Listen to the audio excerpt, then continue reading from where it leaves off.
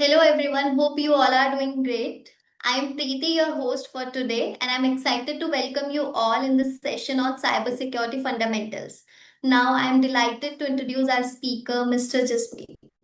He is a seasoned and international corporate trainer, best-selling author, and expert in digital marketing, cybersecurity, and ethical hacking, and advanced Excel with over 30 years of experience. A passionate content writer, motivational speaker, and life coach. Sir is deeply committed to inspiring and transforming life through knowledge purpose driven training and impactful communication. We are truly excited to have him with us today to lead this insightful session. Let's give a warm welcome. Over to you, sir. Thank you so much, Preeti, for that lovely introduction. And hi, everyone. Very good evening, guys.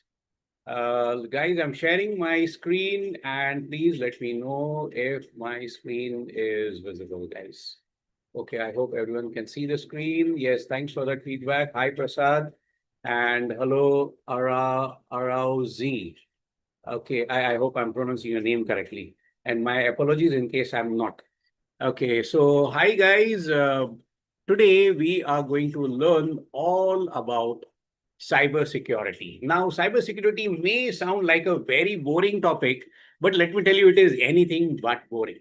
Okay, let's understand how we can use cybersecurity day in and day out, and how you can protect your hard-earned money from the big bad hackers out there. So having said that, let's get started, guys. So what is going to be covered in today's class, and what are we here to discuss? Okay, in today's class, we will see if we can cover what ethical hacking and cybersecurity is all about. We'll be talking about how using some free tools can cause problems.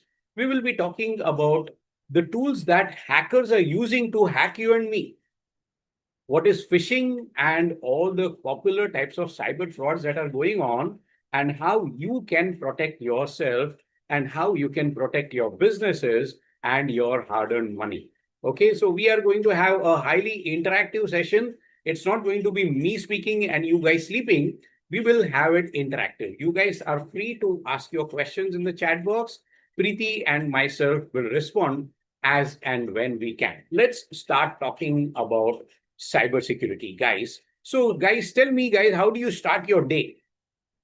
What is the first thing that you do when you get up in the morning? What do you do when you get up in the morning? How do you start your day? What is the first thing that you do? Okay, put some replies in the chat box, guys. Brush. No, Alim. What is the first thing that you do? First thing that comes in your hand is mobile phone. Am I correct? Holding mobiles, right? You start your day with mobile phone. You are seeing that someone special's last scene. Okay, what was she doing last? What was he doing last? You are looking at last scene. What is the last thing that you do before you go to sleep in the night, guys? Again, mobile phone. You start your day with mobile phone. You end your day with mobile phone. My dear friends, today, mobile is part and parcel of our life. Today, my dear friends, we are living in a digital world. I hope you agree. Everything that you have is digital. So, with that understood, let's talk about the world that was going on. So, we are talking about power first. Who were the most powerful people in the ancient times? So, in the ancient times, my dear friends, power meant strength. The person who was strong used to rule over the weak people. Very simple. Strong person, he knows how to use the sword, he knows how to use the bow and arrow, and he used to kill the people who were weaker than him, and he became the king.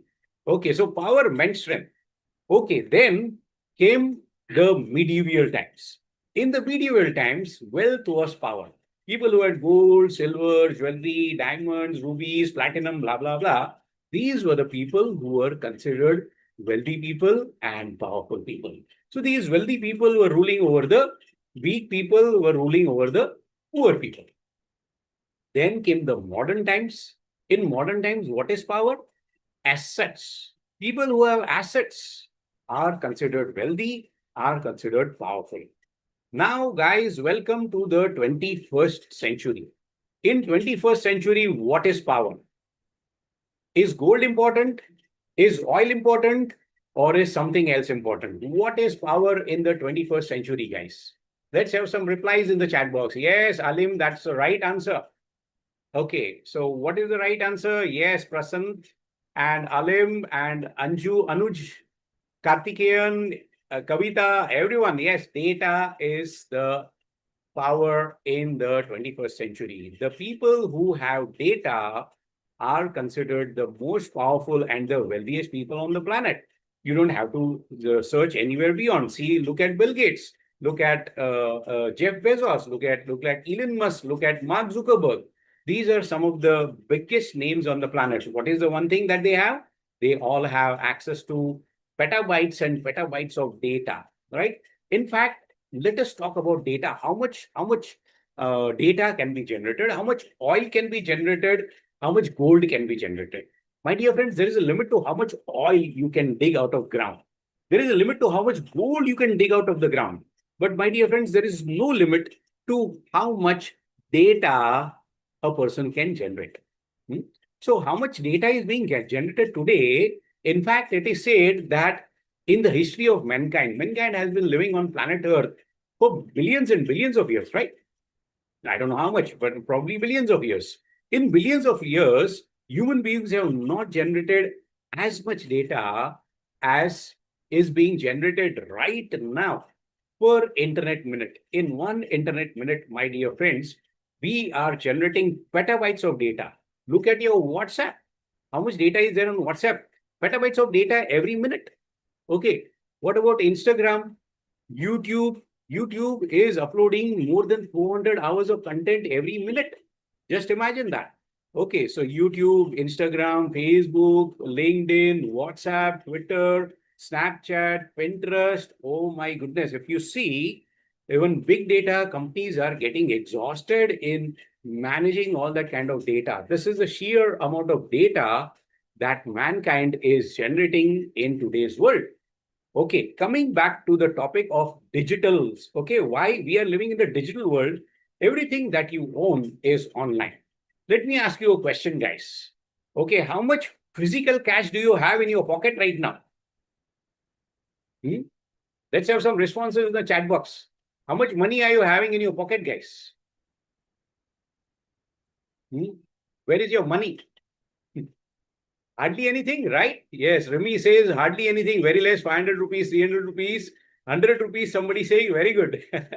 Okay, couple of hundreds, that's all we are having. And where is the rest of your money? The rest of your money is in your bank, right? Where is your bank? Your bank is on your mobile phone. Your bank is on your laptop. My dear friends, your bank today is online. We are living in a generation where your bank is, where is your bank? You will tell me my bank is ICICI Bank, my bank is HDFC Bank, my bank is SBI Bank. My bank is in this branch over here. Sorry, no, your bank is not in that branch over here. Your bank is in the air. It is right here. It is called core banking. Your bank is on your mobile phone. Your bank is on your laptop. Your bank is right here. Your bank is online. All right. And if you want to rob your bank, if I want to rob your bank today as a hacker, I don't need to go anywhere near your bank. To rob your bank, what do I have to do? I can go to Starbucks. I can order a cup of coffee. And while sipping a cup of coffee, I can rob your bank using your password. That is all. Okay. Using the same Starbucks Wi-Fi, I can rob your bank. That is the world that you and me are living in. I hope you will agree, guys. Okay, so your bank is online. What about the businesses? So, my dear friends, if you want to buy that latest mobile phone, what will you do? Will you go to the local shop to buy your mobile phones? Or will you go online? Where do we go, guys? Let's have some responses. No need for guns, too. Absolutely correct. Yes, Arousing. So very few people, yes, Prashant does visit shops. What about the rest of us? Right? Almost all of us will go to Flipkart, will go to Amazon. Chitralekha says Amazon, Pratish says Amazon, eBay, Abhisha says eBay, Neeraj says online. Right. So today, where are all the businesses? Today, the businesses are online. In fact, Bill Gates says that today, if your business is not online, your business will soon be out of business. So, my dear friends, the businesses are online, your bank is online. What about your money? Okay, I live in Mumbai, and for me, carrying cash is no longer necessary. Whatever I want to buy, I just press a button and I can get the stuff on my e-wallet, that is Paytm, GPay, PhonePay, etc., etc. Right? So these are my e-wallets. Today, your cash or your wallet is online. Today, your business is online. Today, your bank is online. All your data, every single thing that you own, my dear friends, is online. I hope you will agree. Okay, and unfortunately, so are the hackers. And that is why we are in this class. Okay, the most important question that you could ask yourself today is, if everything is online, how safe are my online assets? In simple words, what can happen and how can I lose all that data? So, to understand that, we are going to talk about why the heck do we need cybersecurity? Why are we having this cybersecurity class in the first place? The answer is because just imagine you could get all your hard earned money cleaned out in just a few minutes. Okay, I am working with the police, I'm working with the cybercrime cell, and I am working with the government day in and day out. And you know what? There are people standing outside the police station crying, "Sir, I just shared one OTP with somebody and all my entire life savings gone." Okay, one tiny little mistake. I trusted somebody on the phone and now all my money is gone. So a hacker can steal all your hard-earned money. The hacker does not need a machine gun anymore. You don't need a Doom 3 bike to rob the bank anymore. You can just do that by stealing your somebody's password. That is all. Your credit card could be hacked, my dear friends. Your bank balance could literally become zero. Okay, once upon a time, there was this guy called Osama bin Laden. I think it was the year 2001, if I'm not mistaken. So Osama bin Laden wanted to destroy the economy of his enemy country. That he wanted to destroy the economy of America. So what he did was he brought some aeroplanes and he brought the twin towers crashing and he killed lots of people. So the stock market was crashed. Okay, to crash the stock market, he had to destroy two buildings. Today, if Osama bin Laden was alive, my dear friends, he would not need aeroplanes to destroy the stock market. He could hire a hacker to do that. Okay, today a hacker, just imagine if a hacker can just crash the stock market for 10 minutes. Okay, it's not no longer possible to crash the stock market so easily. But if you could just crash it for 10 minutes, can you imagine the chaos that will happen? Can you imagine the amount of losses that could incur just in 10 minutes? We are talking about thousands and thousands of crores worth of losses just because the servers are not operating for 10 minutes. That is the world that we are living in, guys. Okay. Today, the trains could not run if the computers are not running. Today, the aeroplanes cannot fly because the computers are hacked. Okay, this had happened 6, 8 months ago. This is not something that we are cooking out or a fantasy. Okay. So today, remember, if you remember 6 to 8 months ago, almost 85% of the world came to a standstill just because Microsoft computers were not running because of a small bug. Okay, the aeroplanes could not fly, boarding tickets could not be issued, nothing was running. The roads were jammed, traffic signals were hacked, and nothing was working. Okay, the entire world came to a standstill.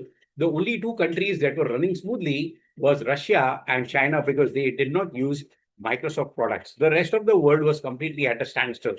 Okay, we all remember that thing. And why did that happen? And just imagine that can happen any day, anytime. Now, just imagine, my dear friends, let's talk about today. Okay, let us say that imagine that there is no internet. Just imagine that there is no power. What would happen, guys? Okay, what will happen if you just talk? Let's talk about that, guys. Let us assume that there is no power for the next 3 days. No internet. What will happen? Can you imagine? Hmm? Can you imagine living in a world without internet? Okay. If no internet is running, life will cripple absolutely, right? Just imagine. Yes, Sunil, you are absolutely correct. What happens? Just imagine the chaos. People will go mad. Business will become, yes. Today, your business, my business cannot work without the internet. I had, in one of my sessions when I asked this, okay, by the way, that session was of directors and CEOs of the company. They said, Jasmin, after 2 days, I will not even have money to buy a packet of bread. He says, I'm only having 500 rupees. In 2 days, my money will be over. Third day, I will starve. So I'll not even have money to buy a packet of bread because nobody is carrying cash nowadays. So there's no internet, so you cannot even use your digital currency. Okay, yeah, life is dead. Exactly right, Mohammed. Yeah, so that's it. So if there is no power today, literally everything will stop working. And this is not a doomsday scenario. This is something that can happen today. This is something that can happen now. Okay, because we are living in a digital world, right? So now that you know the seriousness of it, let us talk about the Kaseya attack. The Kaseya attack, okay, you may have heard of ransomware. What is ransomware, my dear friends? Let's talk about that. What is ransomware? Anyone heard of ransomware? Some of you may have heard of it. So what is ransomware? Yes, Alim is responding in the chat box. What is that? Alim and Prashant, what exactly is ransomware? It's a virus, Mangesh is saying. Ujwal is saying yes. Kavita is also saying it's a virus. It's a malware. Yes, Alim, yes, it's something malicious. Yes, it blocks access. Sunil Kumar is saying with encryption and asks for money. You receive a link. That is virus malware. Yes, Priya. So let's try to understand ransomware in simple words. What is ransomware? The hacker will hack into your database, and the hacker will not steal your database. They will just encrypt it. They will encode it. Means, in short, they will put a password coded into your, you can say, your database. So now, if you want to open your database, if you want to unlock your database, you need the key. Okay. And if you don't have the key, it is, if you tell me to open it, I'm an ethical hacker. If you invite me to open the key, it will take me 400 years, or it might take me 10,000 years, or it might take me 1 million years to crack that password. Oh my goodness. So what is the solution? You have no solution but to give the money to the hackers. So this is called ransom. They are holding your data at ransom, and the only way they will release your data is if you pay them money. So Kaseya attack was one of the biggest ransomware attacks in history. Who did they attack? They attacked 1,500 organizations. We are talking about banks, government organizations, universities, hospitals, schools, colleges, small businesses, supermarkets. Okay, lots of people were hacked. Just imagine if a hospital is hacked. Okay, there is a patient in the ICU struggling between life and death. The doctors are giving the medications, and suddenly the hospital computer is hacked. My goodness, can you imagine what will happen? Hmm? What will happen next, guys? Okay, now suddenly they don't know what kind of medication is going on. They don't know what kind of, you can say, treatment is going on. And suddenly all the data is wiped out. Now the doctors have no choice but to immediately pay the ransom. Okay, otherwise the patients will start dying. I'm not talking about one or two patients. Every patient will start dying because of that. Or if you give the wrong medication, because nobody writes it nowadays. Everything is on the computers. So just imagine 1,500 organizations like banks, government organizations were all targeted, and they demanded more than $70 million was demanded by the hackers. Okay, who was behind this attack? Guys, we don't know for sure, but it seems that there was a group called the R Evil Group. The R Evil Group is that same exact group who, in the year 2020, they attacked SolarWinds, they attacked Microsoft, and they attacked VMware. By the way, these are the top IT giants on the planet. SolarWinds, my dear friends, is itself a cybersecurity firm. Microsoft, of course, I'm showing you my presentation in Windows and in MS Office. Both of them are Microsoft products. And everybody has word of VMware. These are the top IT giants. Even their intellectual property was stolen. They stole data from NASA. They stole data from US government, from the UK government, from the NATO, European Parliament, US Treasury, US Department of Commerce, US Telecom Department. My goodness. So you can see the sheer amount of attacks that are happening. These are huge and multi billion-dollar organizations. The top IT giants were not spared. Okay, what about you and me? Okay, now let us talk about cyber warfare. Today, the world is entering into the new age of cyber warfare. Let us understand cyber warfare, my dear friends. So, today, if you are listening to the news, there is a war going on between Russia and Ukraine, war going on between Israel and Iran, war going on between so and so country to so and so country. There's China and Taiwan and this and that. What is a common thing that you are hearing? How many soldiers were killed? But there are no soldiers. Nobody's fighting the war using soldiers. How are they fighting the wars? They are fighting the wars with nuclear, sorry, not nuclears. They are fighting with drones, with missiles, with those bunker busters, with those, what do you call, those GPS and satellites and all. This is how the war is being fought, my dear friends. So today, war is not being fought in the conventional way. Okay, there are GPS satellites and all, they are deciding what goes where, and this precision targeting is happening. Okay, so let's talk about how the wars are being fought. In fact, today, a lot of wars that are there. Okay, Prasant has asked the question there. Prasant Chandrapa is curious to know about how the ransomware attack was solved. Okay, that's a great question. In fact, when you are talking about the ransomware attack, it's a good that you asked this question as far as ransomware attack is concerned. So basically, a lot of companies had no choice but to pay the ransom. In many cases, what happens is if the people are, if the governmental organizations and if the the organizations are very good people, they have backups. So we used older backups. Most of them use older backups, because paying ransom to these hackers is not a good idea. The hackers usually take the ransom and they still do not give you the keys. Okay, so it's quite a challenge. So it's not as if that just because you paid the ransom you're going to get data, because you cannot trace them any which ways. Okay, and the ransom is never demanded in cash. The ransom is never demanded in the form of, you can say, a check or in the form of net banking, because of course we can trace them. If you give them cash, you can catch them. If you give them net banking, you can trace them. The demand. How is the ransom given? The ransom is given in Bitcoins, in the form of cryptocurrency, and that is untraceable. So that's basically what is happening.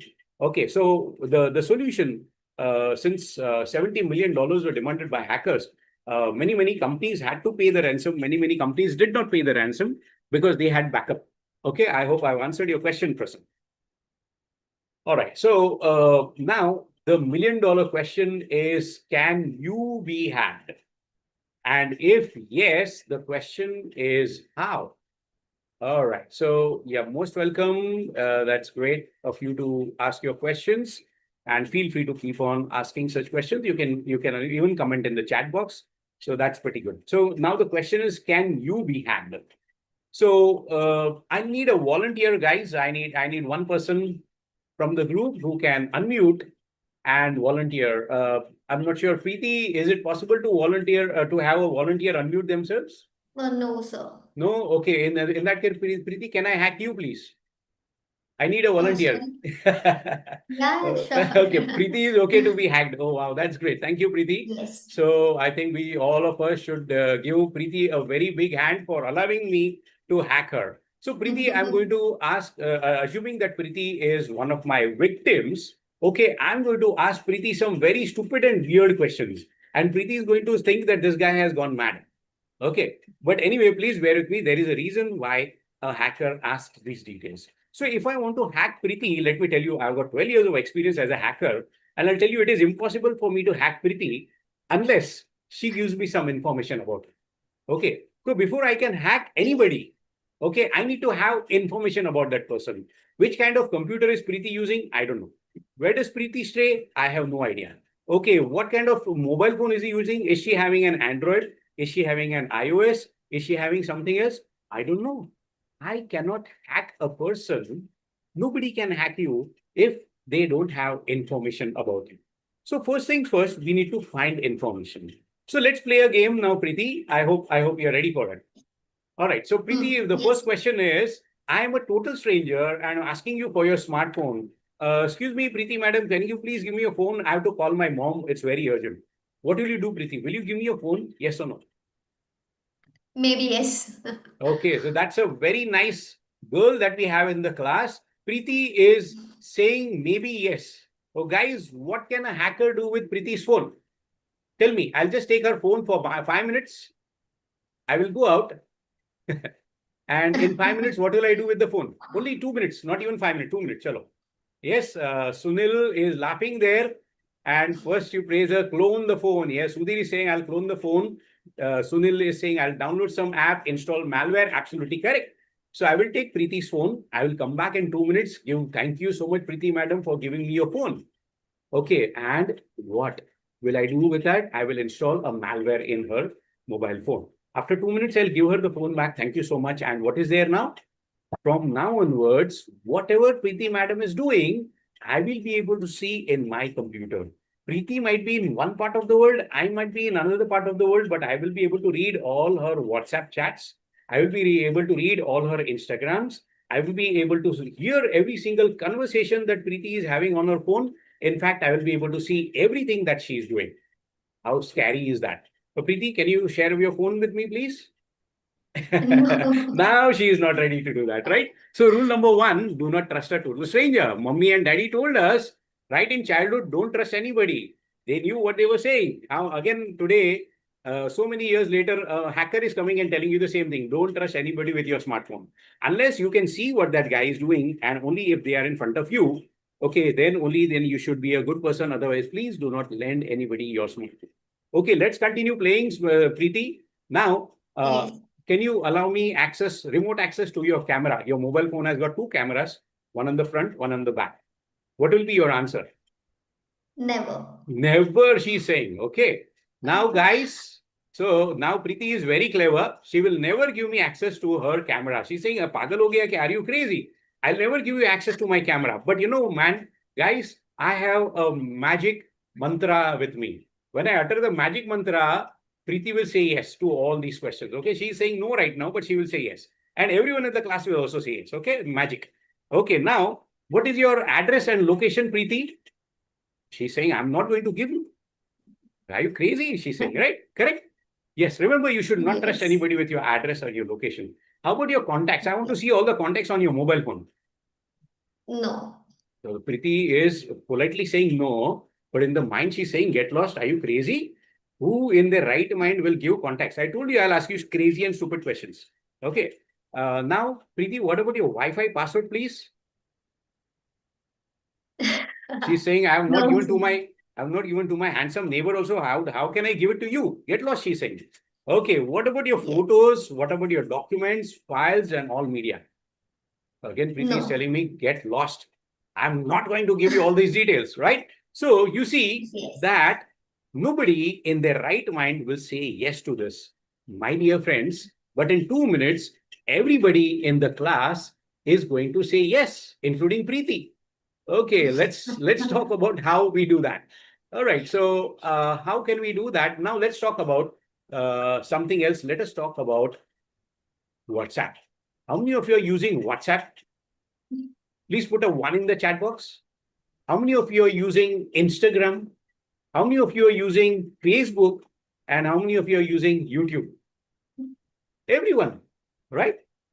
And now tell me, guys, what is the subscription fees for WhatsApp, Instagram, Facebook, and YouTube per month? How much Zero. subscription fees you are giving? Oh my God. You're saying it is free? Oh, then how do these poor companies make money if they are giving you everything for free, guys? Data. What are they taking from you? Data. Our data they are taking. What kind of data are they taking? Let's take a look at that. So Yes. WhatsApp, Facebook, Instagram, YouTube are multi-billion dollar giant companies. And they are giving you everything for free. So these poor companies, they are making money by whenever you are installing their products, they are giving you a form that looks like this. Okay. What is this? Device and app history. So by history, I'm not talking about Mahatma Gandhi or Rana Pratap. By history, we are talking about what have you been doing on your device? What have you been doing on your mobile phone? It is asking you for identity. Who are you? Where are you living? What is your location? What is your address? It is asking you for your contact details. Okay, all the contacts that are on your mobile phone, photos, medias, files, remote access to your camera, and Wi-Fi connection. 2 minutes ago, everyone in the class, including Preeti, said no to that, my dear friends. But let me tell you, the hacker has already stolen your data. But this is how the hacker hacks you, not by asking you to give your password, but by taking away your password and you'll not even come to know. How does a hacker take your data? By giving you something for free. What is that magic mantra? That magic mantra is FREE.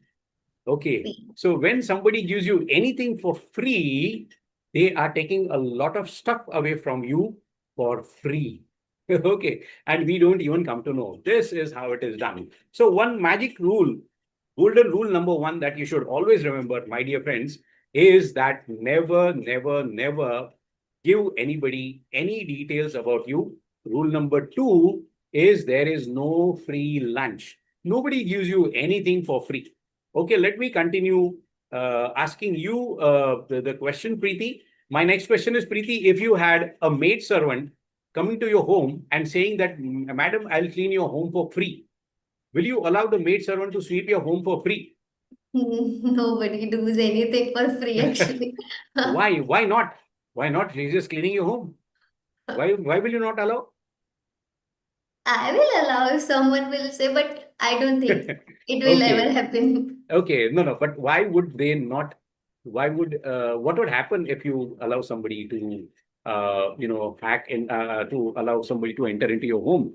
Because now Preeti is not allowing anybody to sweep her home for free because she knows that if I allow the maid servant to enter into my home, she will clean my house. I hope you understood. Will completely clean my house, right? We Yes. understand that on the physical world, but we do not understand that in the digital world. In the digital world, we allow the maid servant to come and clean our laptop for free, like this. And we allow the maid servant to come and clean our mobile phone for free, like this. Okay, so unfortunately, my dear friends, this is where the cyber security awareness is lacking. What are you doing? You are downloading a free tool. What is that free tool doing? It is a maid servant, it is a Kamwali bai coming and cleaning. And what else? That's all it is doing. No, these are very good people. They are only cleaning up your kachra and going away. They are not taking any data. Am I correct? Okay, you got the answer. All right. Yes. So that's basically, and thank you so much, Preeti. I hope I have not harassed you so much. No, no. Thank you for volunteering. I had no choice but to ask you for volunteering because you're the only person who can speak. All Yes. right. So that's as far as cybersecurity is concerned. So, my dear friends, rule number one, there is no free lunch. If anybody gives you free, anything for free, please run. Please run. They are cyber frauds. Okay, let's look at another scenario. I'm not saying that these companies are fraud. Okay. By the way, I'm just giving you this as an example. Okay. I don't want these people to come and sue me. I'm just giving you this as an example. All right. Now, let's talk about the gadgets used by hackers, some of the gadgets that hackers use. Now, the mission is in the first half. My goal is to scare you guys. Okay. So let's see if I can scare you guys by showing you some of the gadgets that hackers can use. So I've got some questions in the chat box. Let me answer that. So, all right. Sir, how do you handle such scenarios like apps asking access to our data? All right, Prashant, that's a good question. And what to do if people get into my Wi-Fi? I can easily reset the password. So Akhil has asked a question saying that what can anyone do if they can get into my Wi-Fi? So Akhil, do you know whether your neighbor is using your Wi-Fi or not? Your neighbor has been using your Wi-Fi for 6 months. How will you know? How many people? How many people actually change their Wi-Fi passwords? When was the last time you changed your Wi-Fi password, Akhil? But that's the whole point. Sometimes, the hackers are so clever, they'll do it in such a nice way, you'll not even come to know. Right, Akhil? I hope that question is answered. That's the whole point. We are not aware that my neighbor is doing that. Okay, it's unlimited data. It won't expire. There's no losses. No. Okay, Akhil, what if I came there and I used your Wi-Fi password and then I sent the message to the president of America that I'm going to kill you from your Wi-Fi? What will happen, Akhil? Who will go behind bars? Or if I commit some cyber crime, if I perform some cyber terrorist activity, who will go behind bars, Akhil? Hmm? So what can they do with Wi-Fi data now, right? So that's the whole point. I hope I have answered your question, Akhil. So it's really scary. Okay, let's see the next question. How do you handle such scenarios like Prashant is asking? Prashant is asking some interesting questions today. Okay, sir, how do you handle scenarios like apps asking access to our data? How can apps, what can I do about it? So very simple solution, Prashant. If your data is more valuable, please do not download that app. If that app is more valuable, please do not worry about your data because the app is going to take your data. Okay. So, Prashant, let me answer this question in yet another way. Let's talk about WhatsApp. Whenever you are, downloading WhatsApp, what does WhatsApp do? Hmm? Prashant, what does WhatsApp do? It is asking for your camera access. It is asking for your, you can say, permissions for contacts. It is asking you permissions for this, permissions for that. What if you say no to that, Prashant? What will happen if you say no to that? It will not work. You will not be able to use it. So it is a simple solution. What is it? Simple solution? Either allow or lose it. Okay, that's it. So if you don't want, if your data is more critical, please do not use it. But in today's world, you cannot live without it. So that's it. You are compromised. All right. So yes, Sai Krishna is saying that Wi-Fi chipset can be used to crack the Wi-Fi password. Yeah, yes, that's absolutely correct. Yes, you can in the Wi-Fi you can have a monitoring mode that will tell you whether somebody is using that. It is sent from the email or the number, right? How would my Wi-Fi be held responsible? So whenever I make a video call, whenever I make you can see a Zoom call, whenever I make, you can say IP call that is done from your Wi-Fi, Akhil, and that is traceable back to you. Okay, even the email that I'm sending, I can create a fake email. I can create a fake email. They will not be able to trace my email, but they will be able to trace the Wi-Fi from which it came. Correct, Akhil? That's a good question that you asked. And it's good, but your Wi-Fi will be held responsible. Okay, because it comes from your Wi-Fi. They cannot trace my email because it's a fake email, but they can definitely trace your Wi-Fi. Okay, that's how it is. All right. So let's see. And that's where we can get started. All right. So there's an anonymous attendee who says every 1 month you have to change your Wi-Fi password. Okay. All right. Okay. That's a very good thing that you will be doing whatever public Wi-Fi's that are open. If I do a threat email from those, will it be traced back to Starbucks? Yes, it would be. Yes, it would be. Right. So of course there are restrictions on what a guest can do from it or not. All right. So that's it. Sai Krishna, you can hold that Kali Linus question for some time, and let me continue with my training. Yes, we'll talk about Kali Linux.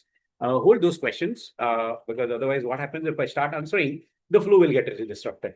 All right. Let's talk about the gadgets used by hackers. So, what kind of gadgets? As I told you, I'm going to scare you a little bit about some of the gadgets that a hacker can use. Let's say, for example, if I want to rob your bank. Okay, now as I told you, I don't need a machine gun or a Doom 3 bike to rob your bank. If I want to rob your bank, how will I do that? I can use something that looks like this. This is an ATM skimmer tool.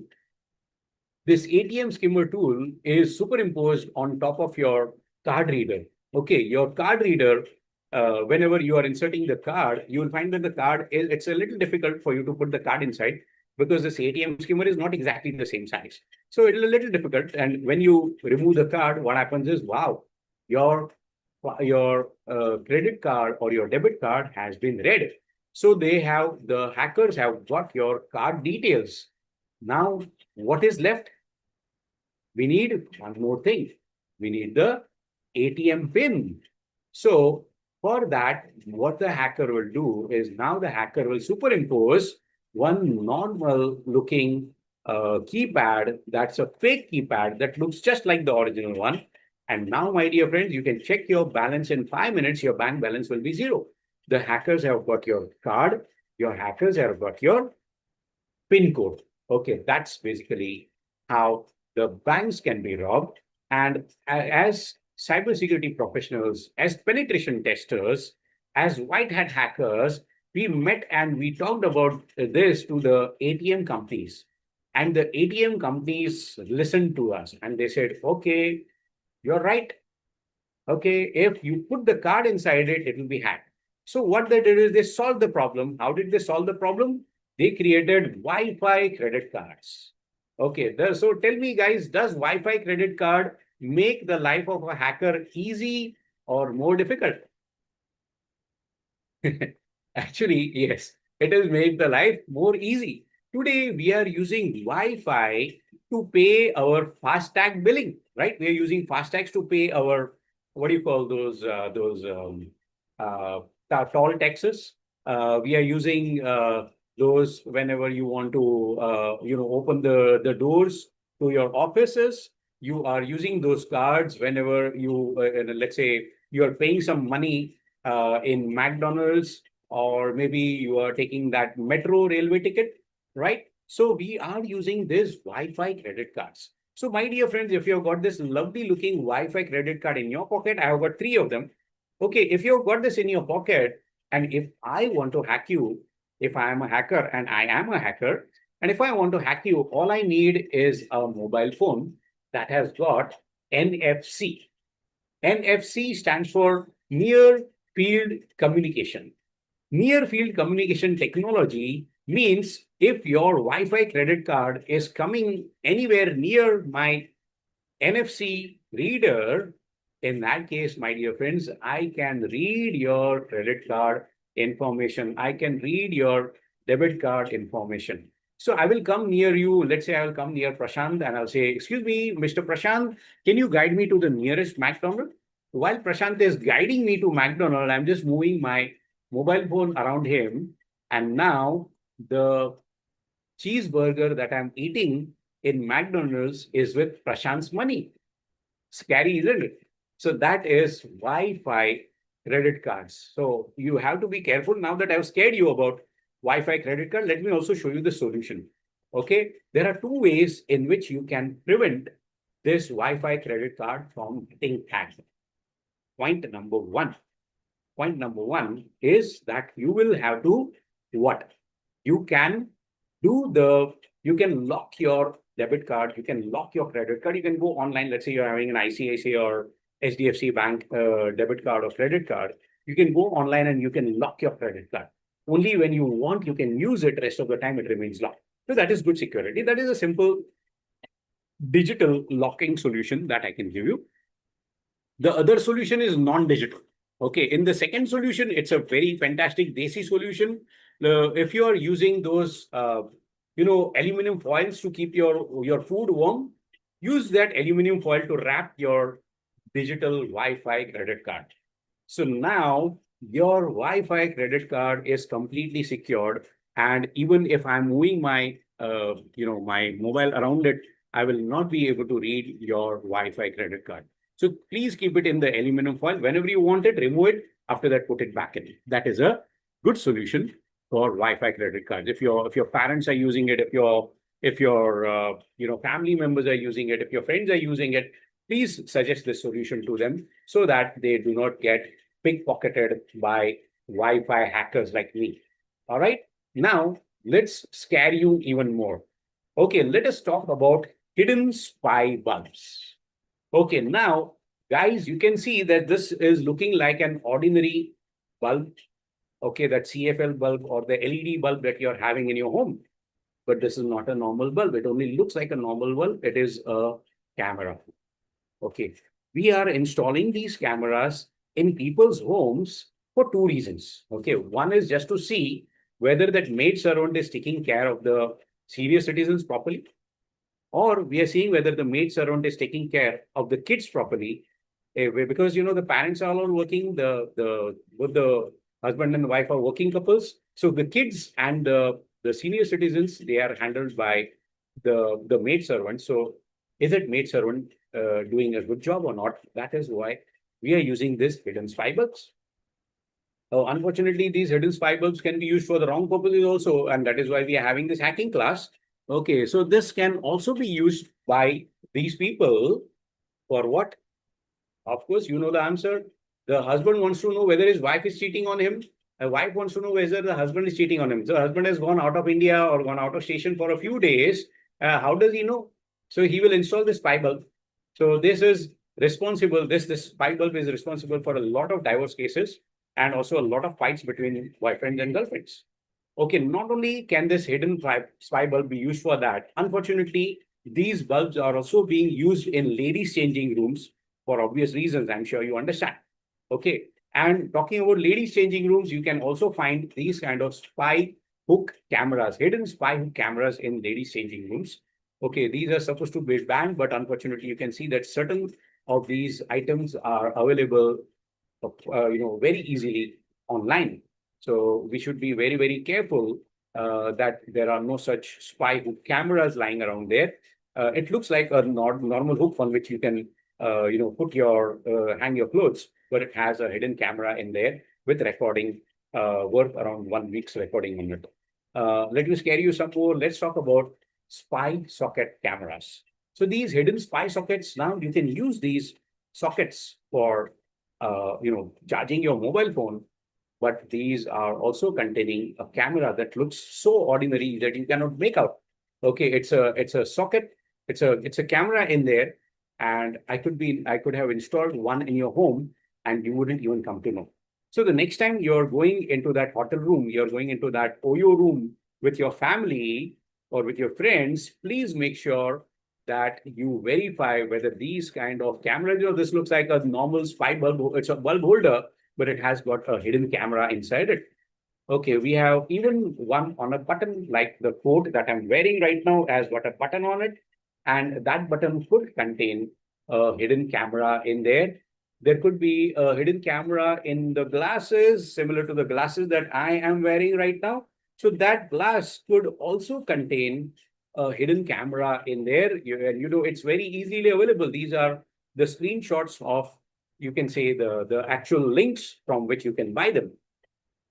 Okay, or I could gift you a hidden spy wall clock that looks like a perfectly ordinary wall clock. Or I could gift you a clock on your table in your bedroom. I could gift you a clock.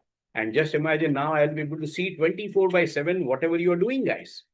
Okay, how scary is that? Or it could be in the form of a power bank. Okay, it's a very expensive power bank. Of course, it can charge your mobile phone, and it can also record all the conversations that you are having in your home or in your office or wherever you are with high quality, HD quality recording. And no, the light will not glow. You will not even come to know. Okay. Or I could give you a ladies bag. This lovely looking ladies bag is used in sting operations, which has got camera, which has got audio, and which has got all the accesses. So, when you want to perform sting operations on the leaders, on the politicians, or on the Bollywood personalities. So usually these ladies bags were used once upon a time for that, but they are still available. So as I told you earlier, my first mission is to scare you. The second mission is to give you the solution. Okay, now I have scared you about these hidden cameras. Let's talk about it. How do you know whether there is a hidden camera inside that hotel room in which you are checking in with your family? How do you know that there is a hidden camera in the room in which you are having that confidential meeting? So there are two ways. One is called the spy bugs detector. You can use this spy bug detector. You can move it around the room, and if that or there are any hidden cameras, it will instantly start beeping. That is one way. The second one is using the Ping app. Let me just take you to the Google Play Store. So just go to Google Play Store, and in the Play Store, you can download FING. Ping app. Hmm? So this lovely looking tool, and it's a very beautiful tool, very nice tool. You can download this tool for free, and you will see that it can discover all the devices that are connected to the Wi-Fi. So earlier, somebody had asked me, how do I know whether my neighbor is spying on me or not, or whether my neighbor is using my Wi-Fi? This is how you can see whether your neighbor is using your Wi-Fi, or if there is any device on your Wi-Fi which is not supposed to be there. You can delete that. Okay, then other thing that it can do is it can see every detail of the devices that are connected. It can secure your network from external attacks.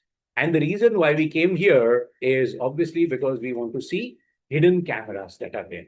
So this tool, of course, it's not a free tool. For 99 rupees, you can get the hidden cameras feature. Rest of the features, some of the features are free, some of the features are paid.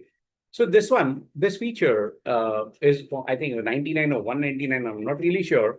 But, if you are really, really worried whether somebody is spying on you in that hotel room, it is always a good idea to go for this tool, and you can check for unknown cameras that are around there. So this is where you use this. I'll share this link right there in the chat box for you guys. Okay, or you can very well go and search for it on Google as well. Okay, so I see a lot of questions coming over here. Okay, RFID tags. Uh, Ganeshan says, sorry to interrupt, but then why are banks giving this risky options in cards? All right. So Ganeshan, that's a good question. Why are the banks giving this thing? Because they are also giving you, everything digital is having its inherent risk. So they are looking at they are looking at the what do you call the convenience features. They are not looking at the risk factors, and that is why they do not think of the risk factors. That is where they need to hire ethical hackers like us, and we are the people who will tell them this is there.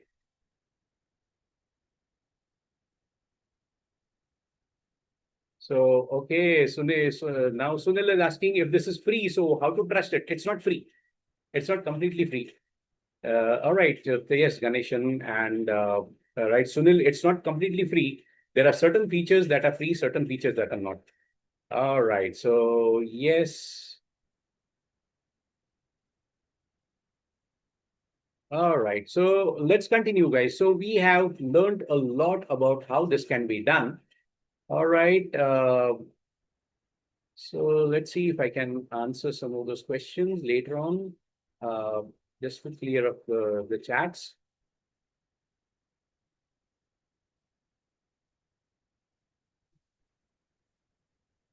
All right, fine. So let's go out and let's continue our topic.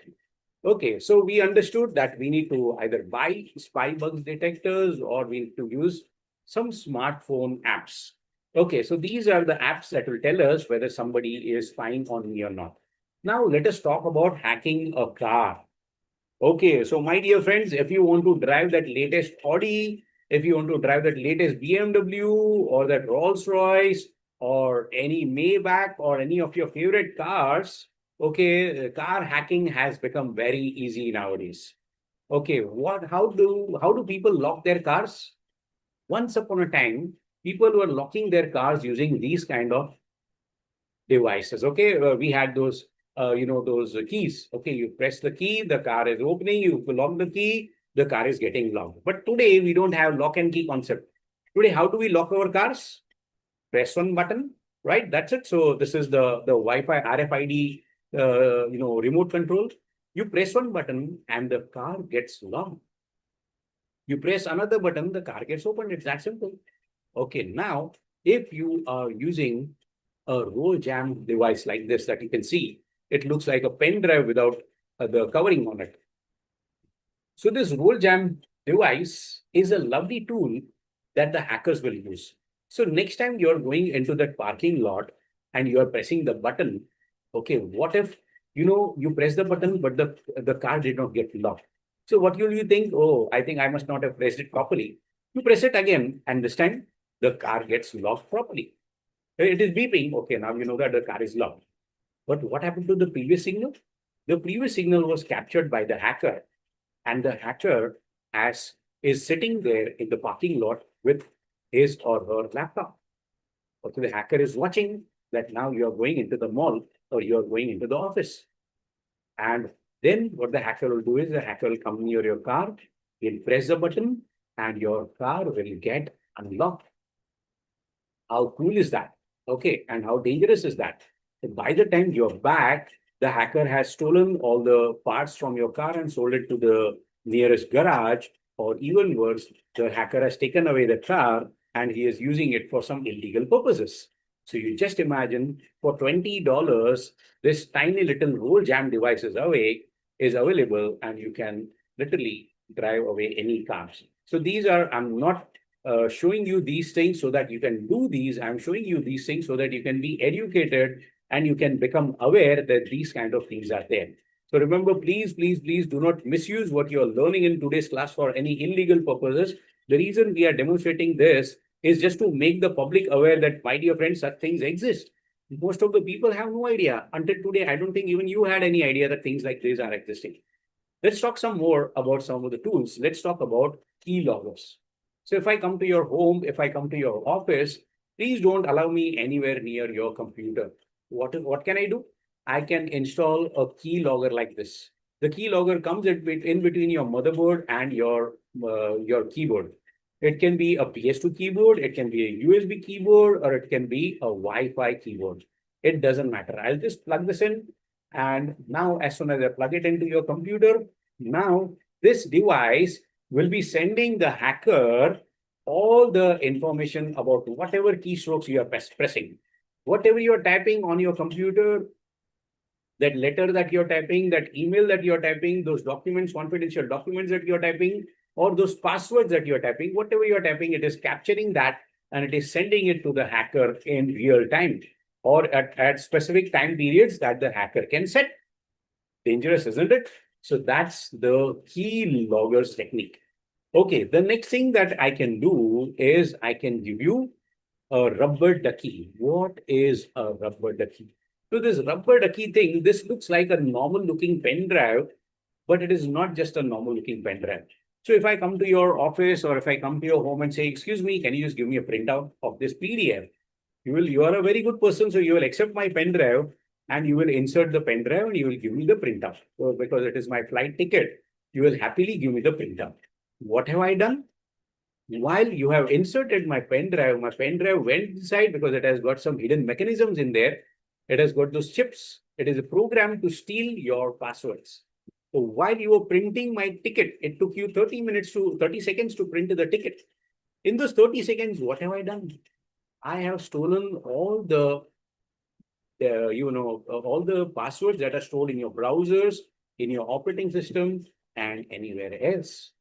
Just like that. That is what a rubber ducky does. All right. Now, one more scary thing, guys. Let us talk about your mobile phones. So let us say that your mobile phone is running low on battery. You've got 2% battery or 1% battery only. What will you do? You will run to the nearest public charging point. So when you are going to the nearest public charging point, my dear friends, please, please, please do not plug into public charging points unless you have your own charger. Okay, if you have got your own charger, you have got your own cable, please do not plug in there. If you're seeing somebody else's charger plugged in, do not plug into that because it is quite possible that this could belong to a hacker. This cable that you see looks like an ordinary cable, but it is not an ordinary cable. What is that cable? This cable could be a cable coming from a hacker, my dear friends. Okay, this cable will suck away all your data. That is why, because it is sucking away all the juice. That is why it is called as a juice jacking device. So while you are charging it, what is happening is it's stealing your passwords, it is cloning your phone, and you know what? It can steal your SMS and all that. And after 2, 3 days, they will confirm the transaction. You will not even be able to correlate also. You will say, I have not given my OTP to anybody. How can the hacker hack me? This is how the hacker has hacked you. They will not do it immediately. You will not even come to know sometimes, right? So that's basically about the juice jacking. So next time, if you are low on power, do not connect to the public charging point. Just call up your friends, families, and tell them that I'm not in contact. Once I'm in contact, I will get in touch with you. I'm just having 1 or 2% battery. Don't worry, I'll come home. Okay, but do not plug into juice jacking devices like this.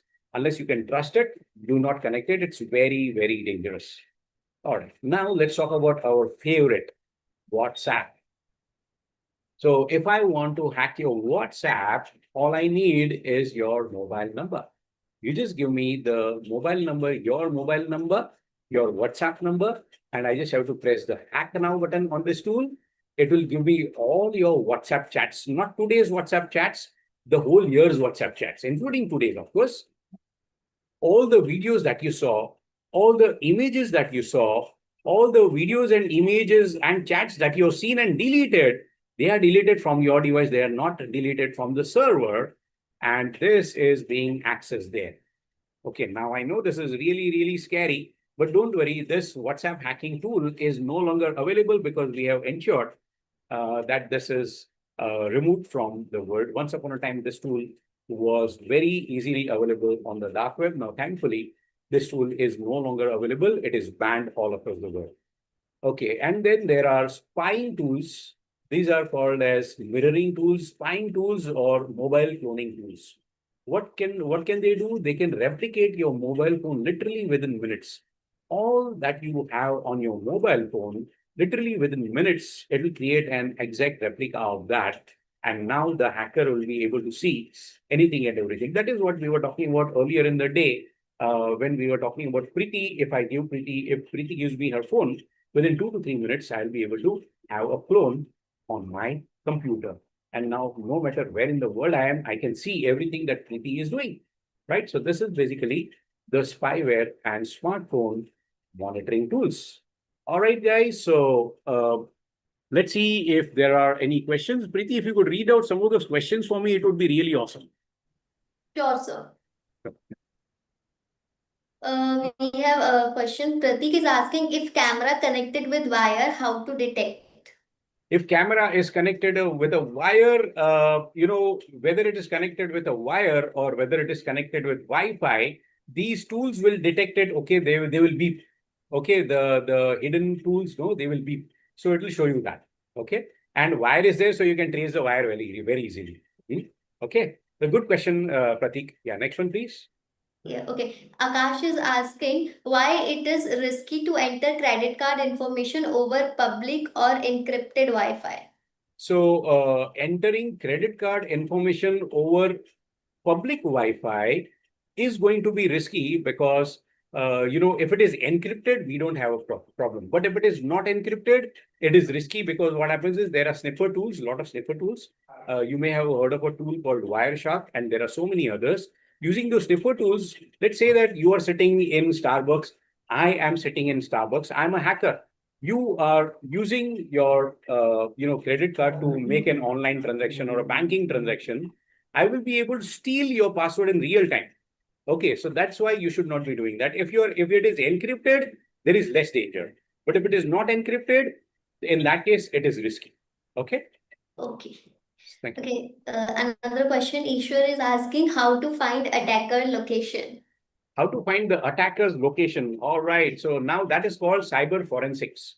Cyber forensics is basically tracing the person from where they are. So there are so many ways of tracing a person. Let me tell you guys. Okay, if I want to trace you, okay, how can I trace a hacker? All right. So there are so many ways. One is through your IP address. Okay, now there are two types of IP address. One is your public IP. Your public IP is your internet service provider. And second one is your private IP address. Your private IP address is your device IP address. The second way in which I can trace you is using your MAC address. Your MAC address is the address of your network card. Okay, your network card or your NIC, network interface card, or your LAN card. Okay, this is like your fingerprints. No two fingerprints in the world are the same. In the same way, no two network cards have got the same MAC address. In simple words, your laptop and my laptop has got a different MAC address. Your smartphone and my smartphone and everybody's smartphone has got a different MAC address. So through your MAC address, you can be traced. The third way you can be traced is, of course, through your IP address. I can figure out where in the world you are. Okay, unless you're using VPN or Tor. Even if you're using VPN, we can trace you. So it's a myth to think that just because you're VPN or just because you're using proxy, you cannot be traced. The third way is your operating system. Your operating system, whether it is Windows, whether it is Linux, whether it is what do you call Android or Mac or iOS, it doesn't matter. Whichever operating system you're using, that operating system also contains those logs, and through that you can be traced. Your browser can give you the details about you. Your search engine can give me details about you. Your cache can give me details about you. There are cookies on your mobile, on your computer, on your browsers, on your laptop that are giving information about you. So there are so many mechanisms through which you can be traced. So if you really want to protect yourself, you have to protect all of these. If the hacker makes one mistake, and the hacker never has enough time to cover all this. And that is how the hacker can be caught. I hope I have answered your question there. Yes, sir. Okay, Thank you. another question Ganeshan Govindan is asking, Yeah. sir, WhatsApp is still tracking our history, even deleted, and WhatsApp says our conversation is end-to-end encrypted and secure. Okay, that's a great question. Remember, WhatsApp says it is end-to-end encrypted. So if I am having a conversation with you and you are having a conversation with me, nobody in between can do that. But we never said anything about WhatsApp, no? Hmm? Are you telling me that WhatsApp also cannot read your messages? Yes. Okay, if that is what you're thinking, my dear friends, in that case, I suggest that you go to YouTube, okay, and on YouTube you check out one video of Mark Zuckerberg being questioned about Mark Zuckerberg, okay, being questioned about security. Hmm? All right. And you will see that he is always being asked. This is a child safety hearing. There is AI security. He has been talking about privacy. Okay, there are no privacy rights. I just suggest you to go through some of these things there, and you will come to know, my dear friends, you will come to know that Facebook, Instagram, WhatsApp, Messenger, even unfortunately, even these are not secure platforms. Okay, they are trying their level best to improve the security, but nothing is unhackable. You will see that he was questioned by by the senator of the United States, and the question that he is asking are very very fierce questions, very very these are privacy related questions that are being asked there. Okay, I hope I've answered your question there, right? Actually, in their recent advertisement now, they Uh-huh. are saying this thing that your chats are end-to-end encrypted. Here in Gurgaon, like if you go to Cyber Hub, there Yes. is a huge poster of Okay. WhatsApp where they are Okay. saying this thing. Okay. So yes, end-to-end encryption. So in between, nobody can hack, but that doesn't mean that the servers themselves cannot be hacked. And you can Oh, see that the servers have been hacked, and that is the security aspect that we are talking about here. Okay. oh, oh, okay. So yes, thank you for that question. That was a lovely question. Okay. So Yes. actually, we have so many questions. That's great. Okay. So good. Okay, so Bhavni is asking, what are Yeah. the things needed to find a hacker and how can we live if everything in social media is risky? So, Omni, you can book a flat on the moon. That is the only way left, okay? Because some people said, let us do kheti wadi, let us do farming, because even that is not possible nowadays. So, sorry, let me tell you one blunt, bitter truth about the 21st century. So, Omni, there is no such thing called privacy. Privacy is a myth. If you think that whatever you are typing is personal, I only have one answer for that bullshit. Okay. So everybody is being spied upon. Okay. That is the honest and better answer. Okay. So there is no privacy. There is no privacy. There is no privacy. Okay. Next question, please. Okay, Ishwar is asking how to avoid all for hacker if any tools. How to avoid? Okay. I think what Ishwar is asking is how can I prevent getting hacked? Yes. Okay. Nobody in the world has an answer to that because everybody is getting hacked. Okay. In fact, we are having this cybersecurity class only for this one purpose, to raise that awareness. Okay. We are going digital. Everybody is going digital like crazy. But how secure are we? Have you seen the cybercrime? If you do not believe me, just come with me to the cyber police once, or go to your local cyber police station once and see how many people are getting robbed on a daily basis and how much money is being robbed. Nowadays, you don't need machine guns, you don't need knives to rob people. The robbing is done digitally, my dear friends. Okay. It is rampant, and simply because the reason is because we are not yet cyber savvy. We are not ready for the digital technology. We are rapidly evolving. We are not ready for it. Okay. Yes. Next question, please. Actually, I got to know there's a scam going on nowadays. Whenever we order some parcel now, so it comes Yeah. with a slip like where our name is mentioned, our address is mentioned, our number is Yes. mentioned, Yeah. Yeah. and we throw that box, Correct. and people are like using that for Correct. hacking and doing. Yes, so true, so true. Yes, yes, yes. So just imagine, even your dustbin can get hacked. Yes. Okay. Yes. Okay. So Okay. I think let's continue for a few more minutes. I can see that there are a lot many questions. Yes. Neither Preeti and myself are able to handle those answers. And this is the lovely part that shows that you guys are so engrossed in the topic. And it's lovely. I'll come back to you with more of your answers in the next 15 minutes. I think there was one question on Kali Linux. I will definitely answer that also. But let's see if I can cover some more of my topics before I hit back on those answers. Let's talk about phishing and cyber frauds. Today, most of the criminals are using phishing attacks. So, what is phishing? Phishing is not catching fish. Phishing could be, and cyber frauds are like, hacking you without using computers. So, how can I find out your password? There's a very simple way that I can find out your password, my dear friends. This is how I can find out your password. While you're typing your password, I'll look behind your back. It is called shoulder surfing. Or even while you are typing your ATM pin code, or while somebody is using their pattern locking, we can see your password. Now here, what you need to do is you can see what this lady is doing. She is covering her hand on top of what she's typing. So now this guy who's sitting behind her cannot see the password. So this is what you should do. If you feel that somebody is peeping over your shoulder, please make sure that you cover your hands when you're tapping that 4-digit PIN code. Otherwise, that can be getting very, very risky. All right, let's talk about chain messages. How many of you have received a message that says something like this? From Saturday morning, WhatsApp will become chargeable. If you want this kind of blue tick, if you don't want to pay, you have to send this message to 10 people. Otherwise, WhatsApp will start billing you next month. Or it could be a message coming from Jesus Christ or Sai Baba or Krishna or Shiva or any God. And that message says one thing, you know what? God has seen you struggling, and now God is sending his blessings. So please do send this message to so many people. If you don't send this message to 20 people in the next 20 minutes, you are going to have 7.5 years of bad luck. So, or it could be a message either coming from gods, or it could be a message coming from ghosts.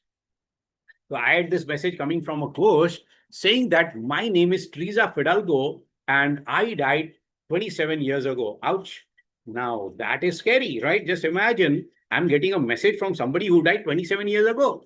Okay, now already I am starting to get an heart attack. On top of that, she's saying that if you don't send this message to 20 people in the next 5 minutes, I'm going to sleep by your side forever. Now, I don't like the idea of this ghost sleeping next to me. So just to be on the safer side, I'll not send it to 20 people, I'll send it to 25 people. And she's also in the end, she's giving a warning saying that you better send it to 20 people. If you send it to 19 people, then you will be cut into 5 pieces and you will die in one day. Of course, if I get cut into 5 people, 5 pieces, I'm definitely going to die. And that's basically, you have to make sure that you send it to all 20. So when you get a message like this, what are we going to do? Okay, remember, these messages are not from God. This message is not from a ghost. They are using the names of a ghost and a god to scare you. Okay, because remember, if a god or a ghost wants to get in touch with you, they do not need WhatsApp. They definitely do not need the internet. There are other ways that they can communicate with you. So do not worry. It is absolutely safe for you to delete this message. You don't have to worry about this happening to you. Died from not forwarding that text message to 10 people. Do not worry, this is not going to happen to you. All right.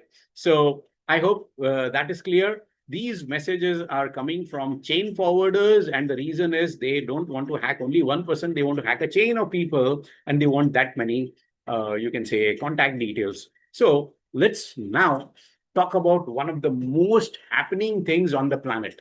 What is the most happening thing on the planet? Cybersecurity is very happening. The big data is very happening. What is the third most happening thing on the planet? Artificial intelligence. Let us talk about AI, artificial intelligence, and how AI is used for committing cyber frauds nowadays. So, unfortunately, we live in a world of ChatGPT. If you want to do your homework, what do? You copy paste from ChatGPT and give it to your professor. Sir, homework ho gaya. And that's it. Your professor is very happy. Okay, how is that poor fellow going to come back? Right. So today we are using ChatGPT. We are using artificial intelligence. It is part and parcel of our life. Most people are not aware that you're using ChatGPT or sorry, AI in so many things. You're using Netflix. Okay. So Netflix is showing you the next movie. It's suggesting you the next movie. That is AI. It is looking at what you're searching for and knows that you'll love this movie. Okay. When you are using Amazon, if Amazon is recommending the next product to you, that is AI. Siri and Alexa understanding what you're saying, that is AI. Email services, classifying your spam messages, that is also AI. AI can help you in analyzing, let's say, if you've got an MRI scan, if you've got an X ray scan, it can help you in detecting the disease, that is AI. Okay, and self-driven cars are making sure that there are no road accidents. They are able to detect the pedestrians. They are able to detect the traffic lights. They are able to plan the routes. Whenever you have used Google Maps to go somewhere, you have used AI.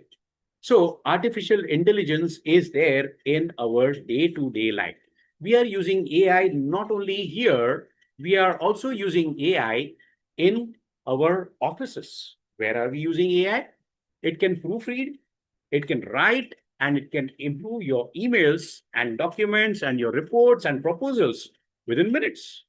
Okay, your smart assistants today can book your meetings, they can set your reminders, they can coordinate across your teams.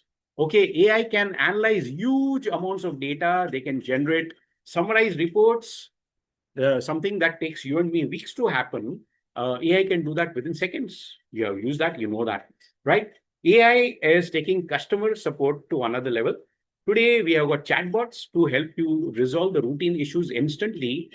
We have got AI to streamline repetitive processes so you can focus on high value work. So, in short, AI is everywhere. You and me, we are all using AI. Now, let us talk about the dangers of AI. So, what if AI is AI a good thing or a bad thing, guys? What do you think? Hmm? Is it good? Is it bad? What is your opinion? Okay, Seema says it is both. Correct. Yes, it is both, right? So it can be a boon or it can be a curse. We do not know for sure. So, what if the next attack was not by a human being?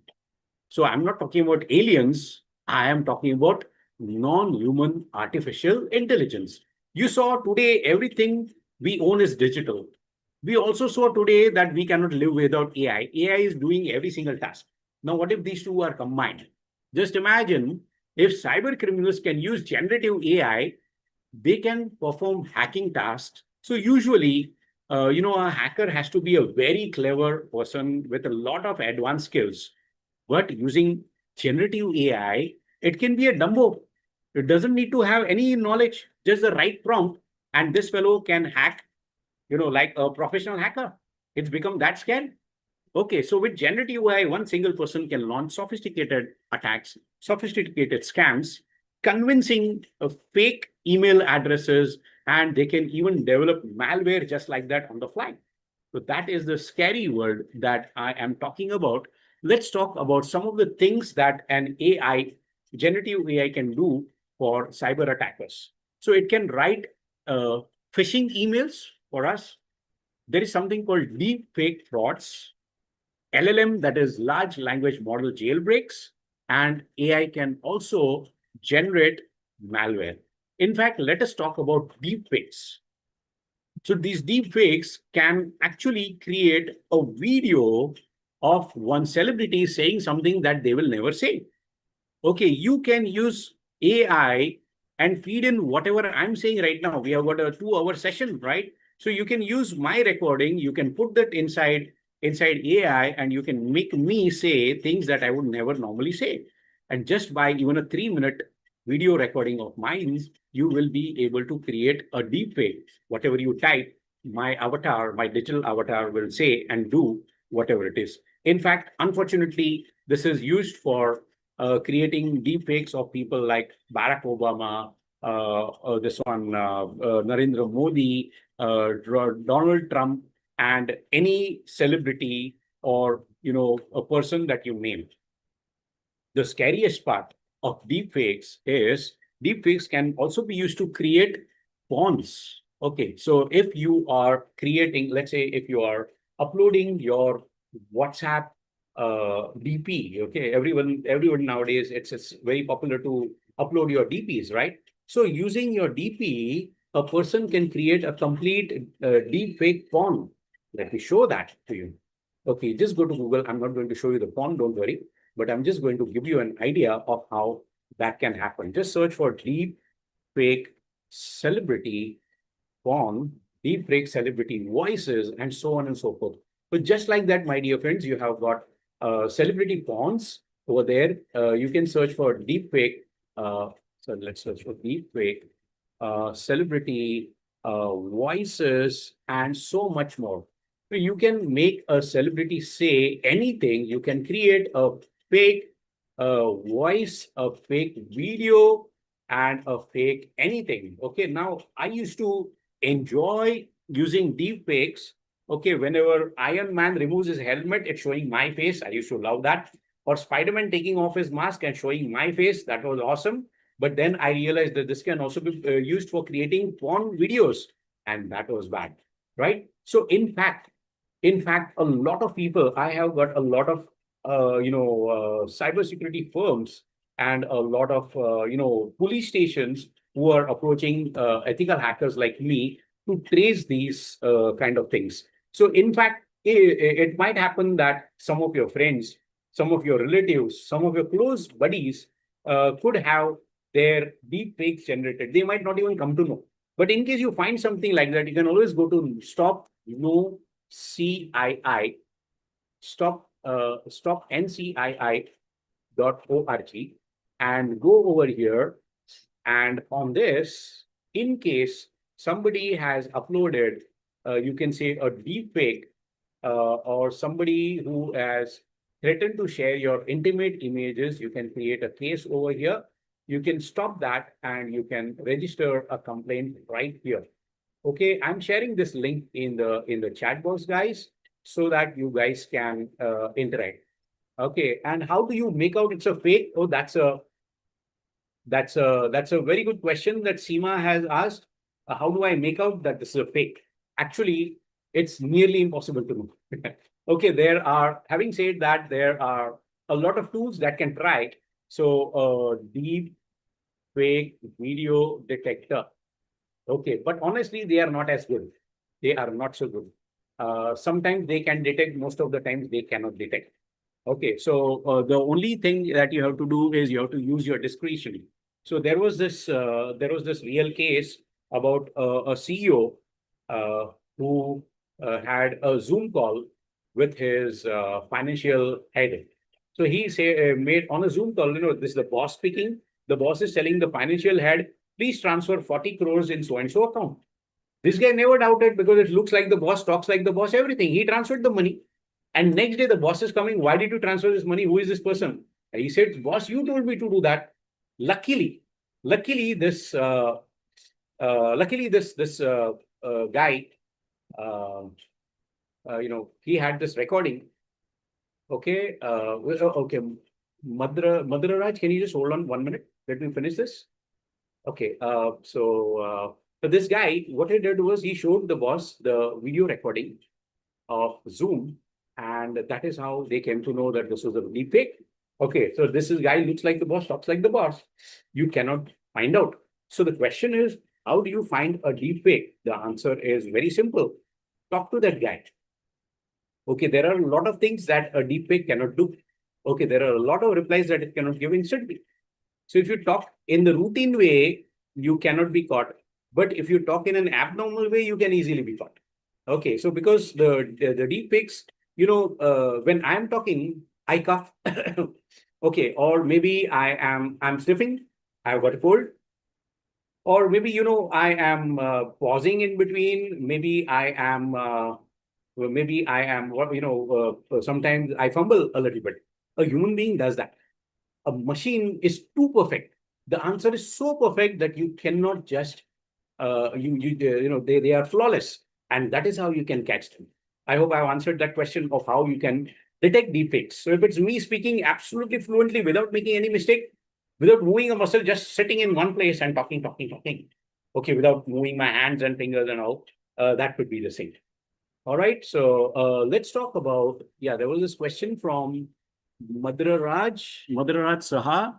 He says, I would like to understand the respect of cybersecurity score for all KPIs, how the equation got created, and what parameters got involved in CS scores.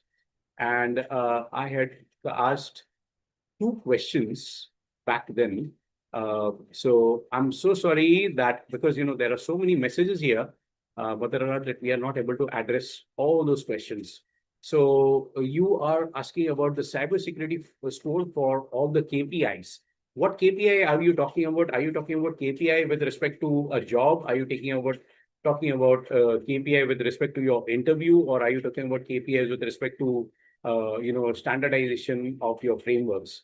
So that will really help me to address that question, because KPI is a very, very broad terminology. It can mean a lot.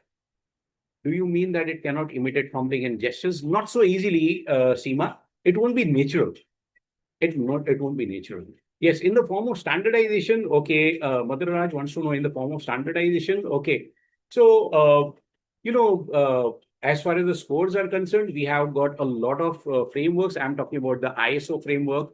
I'm talking about the HIPAA framework. Talking about DPDP. We are talking about GDPR. So each of these uh, all right. You're talking about BitLocker, ZPA, XDRs. So yeah, there are a lot of standardization KPIs, and each one would have its own impact.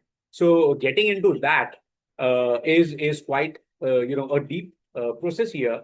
Maybe we could connect a little later as far as that is concerned. As far as CS scores is concerned, each one has its own parameters. Talking about that right now wouldn't be a feasible option right now, right? Because this is a basics class, and your questions are definitely not basic questions.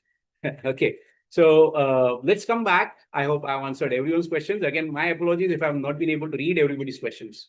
Will that be considered, Gaurav? Gaurav Sharma? I'm not really sure what your questions are, Gaurav. If you could just either repeat those questions, or maybe I could request Preeti to read out some of those questions for me. So Preeti, any idea what Gaurav has asked? Yes, Yes, yes. thank you. Thank you, Gaurav. Gaurav is asking, can we record WhatsApp video voice call in mobile?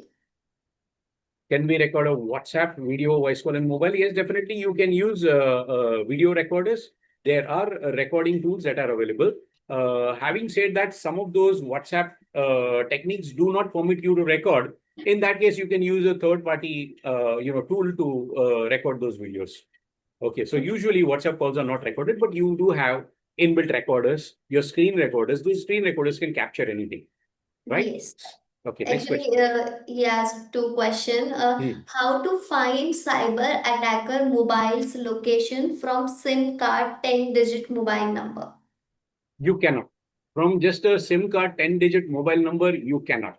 If you have their IMEI number, you have something called IMEI detector, and from that you can find out. Just from the 10-digit mobile number, it is not that easy. However, having said that, the cyber police can approach the company. Let's say he's taken the mobile phone for Airtel or from Geo. The cyber police can approach with a warrant. They can approach the Airtel company, and the Airtel company or the Geo company or whatever brand they are using they can detect it. So yes, we can technically detect a person. I had a case where we were worried that the boy was going to commit suicide, and we approached the cybercrime cell. Via the cybercrime cell we approached, and we were able to detect that particular person, and we were able to save his life. He was unconscious, but if we had reached a couple of hours late, we would have lost him. So yes, these tools are there, they are working. But if you have the IMEI information, you can be able to do much more. Okay, I hope that Okay. answer helps. Yes. Yes. Actually, Bhavani is also like she's asking one question, so I think we can answer like last question. Then, Okay. Okay. uh, how do websites store our passwords securely, and what happens if they don't? Oh my God, you guys are asking dangerous questions. Okay, now let's talk about websites storing passwords. So, if your website is accepting a password, that website is called a web application. Hmm? A web application is something that stores credentials. Hmm? And today we have got something called DPDP Act. DPDP Act is Data Protection Data Privacy Act of the year 2023. This has been passed by the Indian Parliament. And the Indian Parliament says that if you are developing a website or a web application that gets hacked, okay, if your web application gets hacked, you have to pay a fine of 250 crore Indian rupees. So you better make sure that your data is super secure. If you're not able to create a website that has got super secure data, you have no right to store the credentials. Okay. So this is the answer to your question. This act was not there until now. It has just been recently created. Okay. I hope I have answered your question. Right. So any other questions? Okay. I think we are good to go. Let's continue with our research. Okay. So let's talk about now coming back to our topic. So let's talk about passwords. Remember, your password is the only thing that is protecting your data from getting stolen by those big bad hackers out there. So how do I create super strong passwords? So let's talk about three types of passwords. Weak passwords. So really weak passwords are passwords that look like this. Okay. So any password that can be easily hacked. What is my password? My password is 1234567 8. But if I'm too clever, my password is 8765432 1. What is my password? My password is PASSWORD. God bless you. So these are weak, extremely weak passwords. Okay, they can be easily hacked.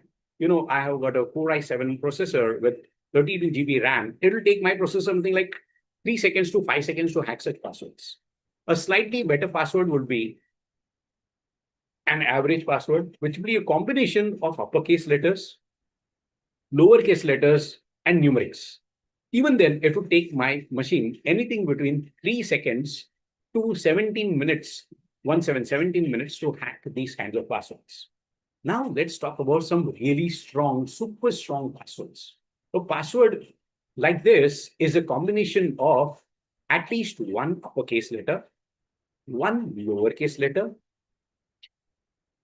at least one special character, and at least one numeric. So this particular combination should have a minimum of 8 characters or more. If you create a password like this, a combination of uppercase, lowercase, and special characters and alphanumerics, these kind of passwords would take anything between now, depending, here's the chart. So if it's an 8 character password, a numerical password will be cracked instantly. Uppercase password or a lowercase password will be hacked within 2 seconds. Here, it would take 6 minutes to crack an alphanumeric password, and it would take 5 days for me to crack the password with special characters. If it's a 10 character password, it would take me 2 years. If it's a 11 character password, it would take me 330 years. A 12 character password would take me 50,000 years. And 12 character password would take me how much? That's 8 million years, and so on and so forth. So it can go all the way till infinity for me to crack much more complex passwords. So try to create really complex passwords. That would really help. Okay, a few minutes ago, somebody had asked, excuse me, just drink some water. AI cannot do this. AI doesn't need to drink water, but I do. Till then, guys, we have one session feedback form. I would like to request everyone, guys, please fill it. It will not take more than a minute. Yeah, guys, requesting you to fill up that form, please. Thank you so much. Okay, now let's talk about web browser security. See, what is your web browser? Whether you're using net banking or whether you're doing time pass on Google or you're watching your Netflix series, you're using the web browser everywhere. Your web browser is collecting all the data from you. So how do I secure my web browser? $1 million question. Okay, so you can use your web browser and keep your browser updated. Make sure that you're automatically updating your browser for security patches, because if your web browser gets hacked, all your passwords get compromised. Okay, you should remove the plugins and extensions that are not necessary. Secure your privacy-focused browser. Now you will see that I am using the Brave browser and Firefox browser, not just Chrome. Okay, why? Because Chrome is everybody's favorite, everybody's popular, but these browsers are privacy focused. Okay, Brave browser especially is a very powerful browser. Use a pop-up blocker because you don't want malicious scripts coming out from ads. You can use HTTP everywhere, HTTPS everywhere, so that, or do not go to websites that are not using HTTP. And finally, please erase your cookies and cache regularly. How to erase the cookies and caches? You go over here, you go to the three dots that you have on your screen. You click on delete browsing data, and there you can clear the cookies. You can clear last 1 hour of data. You can clear last 24 hours, 7 days, 4 weeks, or all the time. You can go to advanced and you can clear everything, the browsing history, download history, cookies, caching, everything. If there are any passwords stored, you can clear that. All you have to do is click on delete data. Now, I don't really want to click it, but this is how you can get rid of that data. So this is how you delete browsing data. This is how you get rid of third-party cookies and site settings also. So go to site settings, because whatever you're doing, there's um, there's Puma that has got access to some of my sites.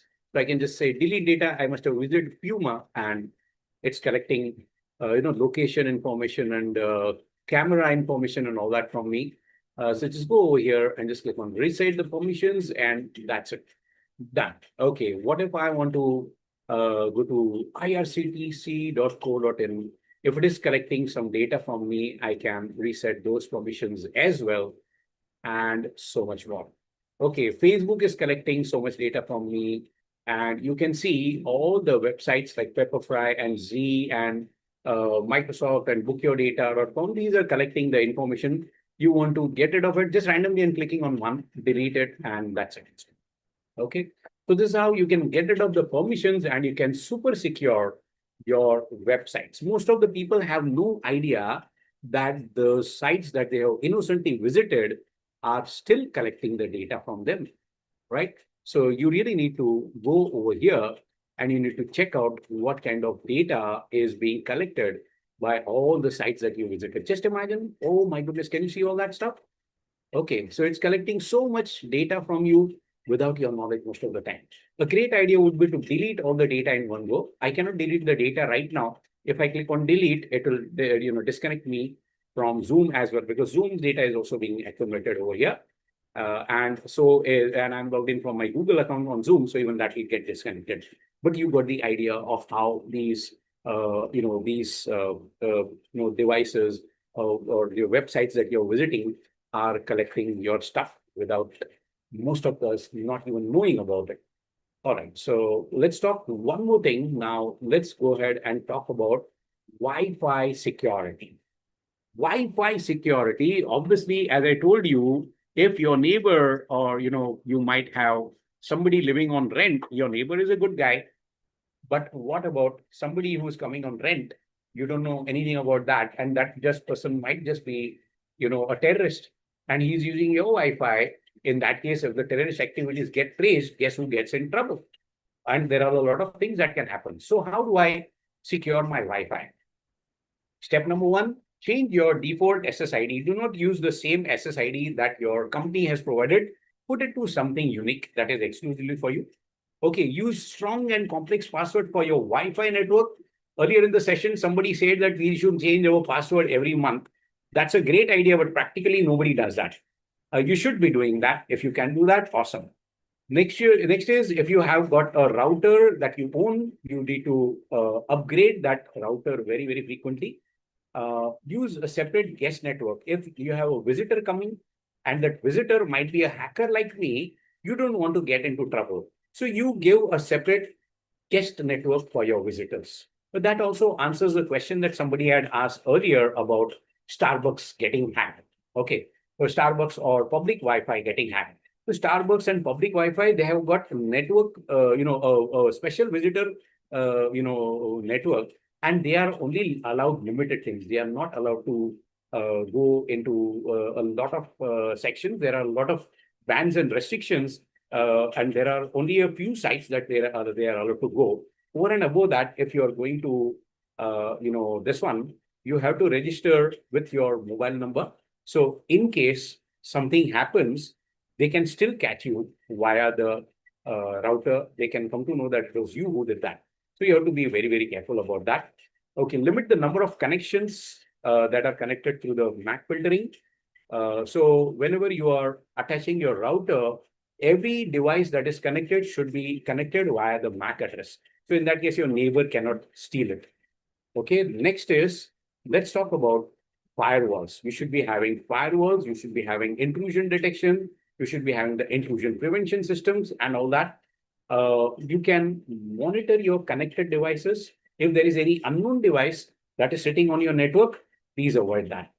Reduce the Wi-Fi signal strength. If it is going very far beyond your property, you don't want your next door neighbors to be able to access your Wi-Fi. And you should be using a good VPN in case you are going to the, using the airport Wi-Fi. If you're using the cafe Wi-Fi, if you're using the public hotspot Wi-Fi, well, let's say you're checking into a hotel room and you want to use their Wi-Fi, please use VPN over that so that you do not, your data does not get compromised.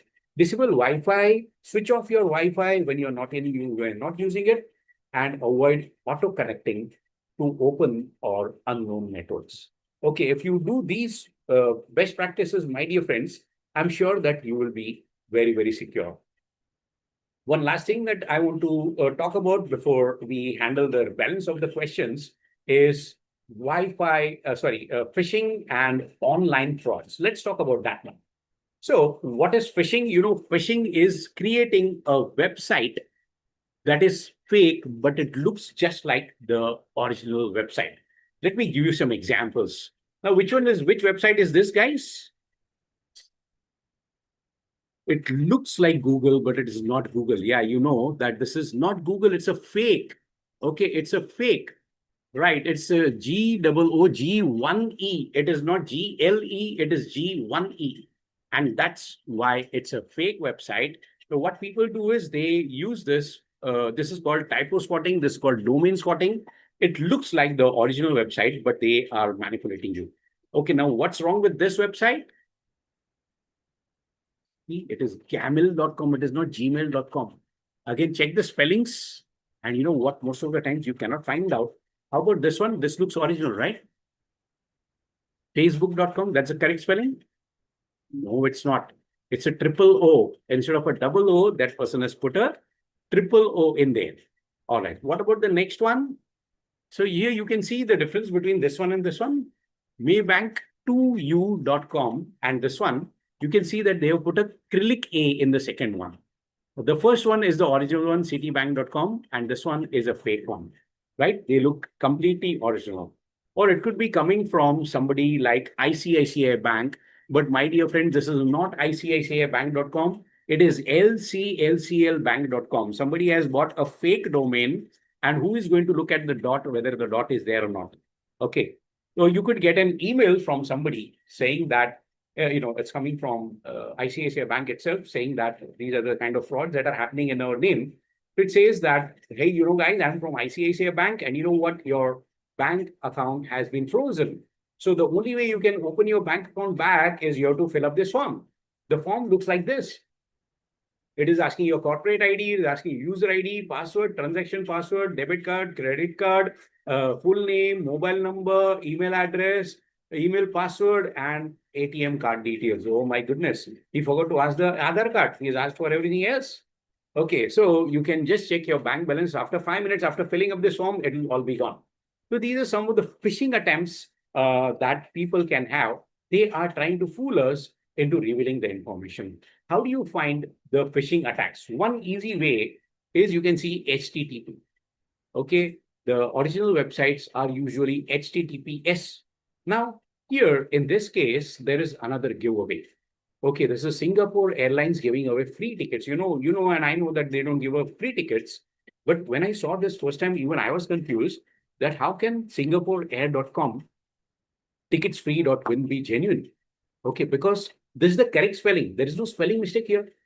A is also proper. Everything is proper. How can two websites of the same name exist? And then after looking carefully, I realized that the name of the website is not SingaporeAir.com. The name of the website is com-ticketsfree.win. Singapore Air is just the subdomain, and subdomain comes before. Okay, let's talk about lottery scams. You have won a lottery. Congratulations. My dear friend, I did not even buy the lottery and still I won it. Okay, fake. Or your Netflix password is expiring. No, thank you. Do not put it, even though it looks like Netflix. It is not from Netflix. Okay, there is this thing coming from Amazon saying that you have to provide a billing, it's a refund, or another coming from Amazon saying that, hey guys, there is a new product for you to test, and I'll give you the product for free. So, my dear friends, Amazon will never give you the product for free. Second is, remember the three things that I've marked in red circles. Okay. One is dear customer. Amazon will never address you as dear customer. Amazon knows your name. They will put your name. Okay. So if it is putting dear customer, it's a generic greeting. That's a fake. Second is look at the email address itself. This is not @amazon.com. This is fake. And third, never scan a QR code, okay, online.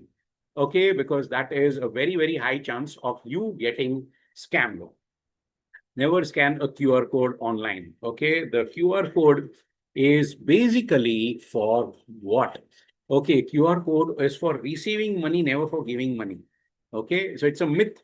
Okay, if somebody is telling you scan the QR code and you will get money, do not scan it.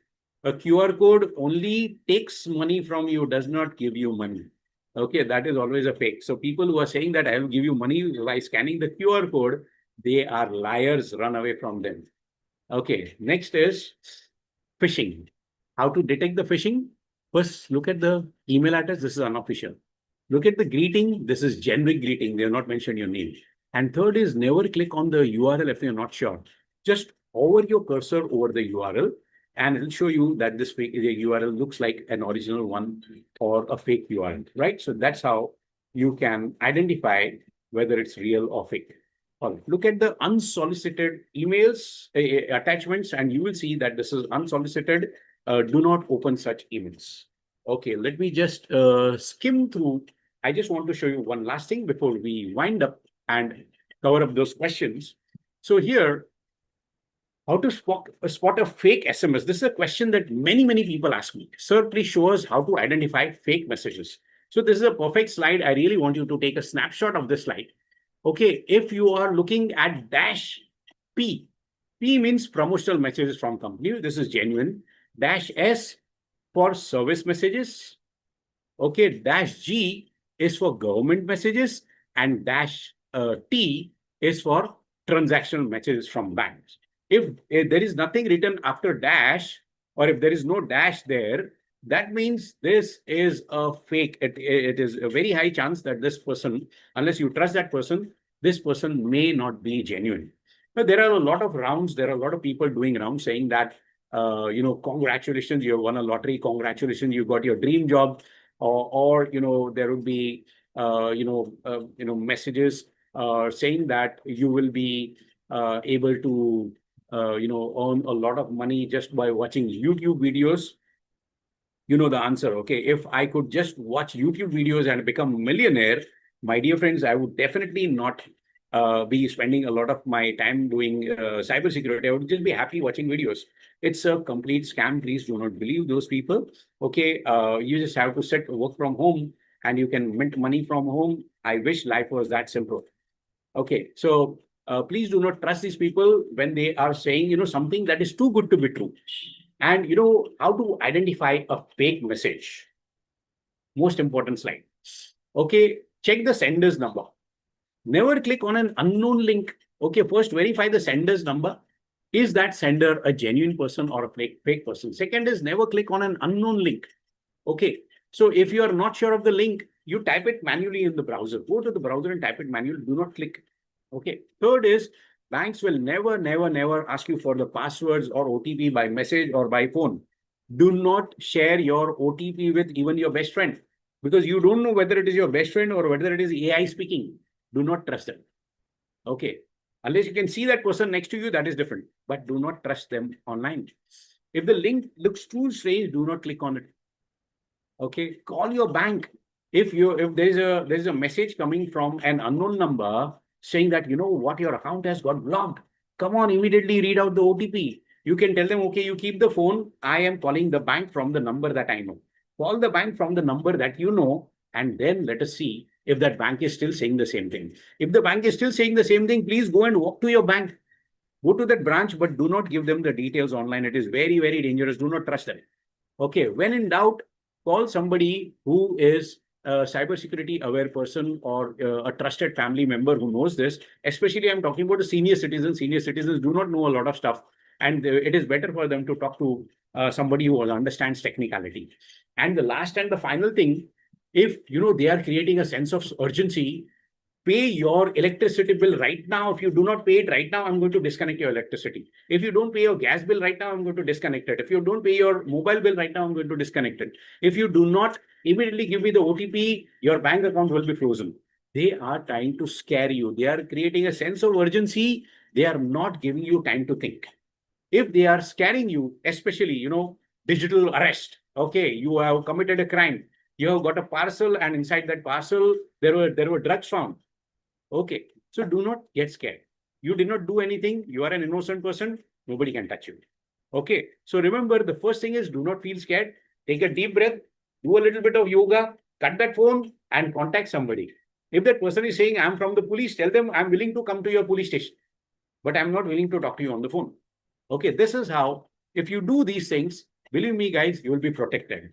Okay, that's as far as our session was concerned. Now let's see if I can answer some of your questions. So please go ahead and ask your questions now. Preeti, if you can handle those questions, please. Sure, sir. Thank you, Actually, we Preeti. have so many questions. We won't be able to answer all the questions, but Okay, let's I'm so sorry, guys. I'm so sorry, guys. My humble apologies, and that shows your love, my dear friend. Maybe we'll have one another session in which we'll have a lot of other doubt solving. So, Preeti, whatever you can read, it's okay. Thank you. Yes, Yes, please. yes. Okay, so Akash is asking, sir, why are normal people so easily hacked in today's digital world? So that's a great question. In fact, the answer is simple because of the lack of awareness. Okay, people are not sure. Till this date, did you know how you can be hacked? See, there are so many ways. And my dear friends, I have only covered the tip of the iceberg. Okay, so there are so many ways in which you can be hacked. Awareness is one thing. And we should be thankful to Shine.com for arranging such a workshop for all of you, all your benefits, so that you are becoming cyber aware. And we are telling you that you promote this to as many people as you can so that others can also become cyber aware. So thank you for asking that question. Next one, please. Okay, Sai Krishna is asking, even we were secured, then what is the use of the cyber security if it is only a myth? If it is only a myth, no, no, no. Remember, cybersecurity is not a myth. My bank account does not get hacked, but thousands of people's bank accounts do get hacked. Why? Because they are not cyber aware. I never said that cybersecurity is a myth. I said privacy is a myth. Privacy is a myth. Okay. Hmm. Okay, that's the difference. Yes. Yes. Next Okay. question, please. Prashant is asking, a great and very insightful session, sir. Thank Could you so you much. please suggest slash recommend the career opportunity in cybersecurity domain, how to go about and get started? Wow, that's a lovely question. It's going to take me a long time to answer that. I will just, I won't take you much into depth. But if you guys, okay, this is a question for a lot of people who are serious about, creating a career in cybersecurity. The first step number one, is become an ethical hacker or a penetration tester. Oh, there is a lovely course called CEH, Certified Ethical Hacker. Okay, you can do this. Why am I showing you this first? Is because unless you know how a person can hack, you cannot protect. So step number one is start thinking like a hacker. To catch a thief, you have to think like a thief. And second step, okay, the second step is using cyber security. You can learn, there is a wonderful course from CompTIA, Security Plus. Okay, the Security Plus course is your second step. You can learn this and now you can protect, you can say, the company's data. Okay, a lot of companies will hire you after you do the CEH course. A lot of companies will hire you after you do this CompTIA security course. And this is what is in requirement today. In fact, there is a great demand for cybersecurity professionals. There are a lot of dumbos who have watched a couple of blogs and read a couple of watched a couple of YouTube videos and they think that they are hackers. But if you do it in a organized manner, believe me, there are ample job opportunities. The world is hungry for good cybersecurity professionals. Okay, yeah, next question, please. Okay. Another question Rahul is asking, how to protect mobile eSIM masking? All right, protecting your mobile. There are a lot of ways of protecting your mobile. One easy way is for you to download some quick heal total security solutions. There are some free apps and there are some lovely paid apps. Quick heal also has, right now a recent AI launched tool. This quick heal AI will detect anything, including your SIM, and will protect your SIM and a lot of other things. Okay. Yeah, next question, please. Okay, Akhil is asking, so I have a question. Shouldn't we click or on anything of value that show is free? Since I got a call from someone. Okay, so he also got a call from someone calling from Shine also. Okay, wow. So Okay, so that's it. So it's very difficult to prove whether it is genuinely from Shine or not. So what yes, the solution here is, my dear friend, you first check the spelling of Shine.com. Okay, the logo anybody can create. I can create the fake logo in just a minute and give you. correct. The point is you have to check the spelling, or better still, you go to Shine.com's official website by typing it in on Google and going to there, go to the contact us section and contact the people there. Hey guys, is this really genuine? If it is genuine, those people will respond. If it is not genuine, they will tell you that please be aware this is a fake. Okay. This applies Yes. for anything, not just Shine.com. Okay. Yeah. Madhuri is asking, how is artificial intelligence impacting the cybersecurity landscape? Okay, wow, that's another hour's worth of answer, but I'll just give you the answer in 2 minutes. Artificial intelligence is, as I told you, it's a boon also and a curse also. I showed you the curse part. That means you can use it for hacking purposes. Now, AI is also being used by cybersecurity professionals. So remember, a cybersecurity professional like me has to go through huge amount of data. Oh my God, this has happened, this has happened, this has. It will take me weeks to understand that something like this has happened. Now I can feed it into AI, and AI can tell me in real time that there is a hacker who is about to attack our security. It will take me 2 weeks to find out that the attack, and by the time 2 weeks have already happened, the attack has already happened. But AI can tell me in real time. That's because humans cannot analyze that much data, but AI can. So yes, we can use cybersecurity. Again, it's a two-edged sword. We can use cybersecurity and AI together, or we can use cyber fraud and AI together. It just remains to be seen in which side AI wins. So is the evil side winning or is the good side winning? Right now, it seems that the evil side is, on the better thing. But with people like you and me, in this world, I'm pretty sure that we also will win someday. Good will win over evil. I have this confidence.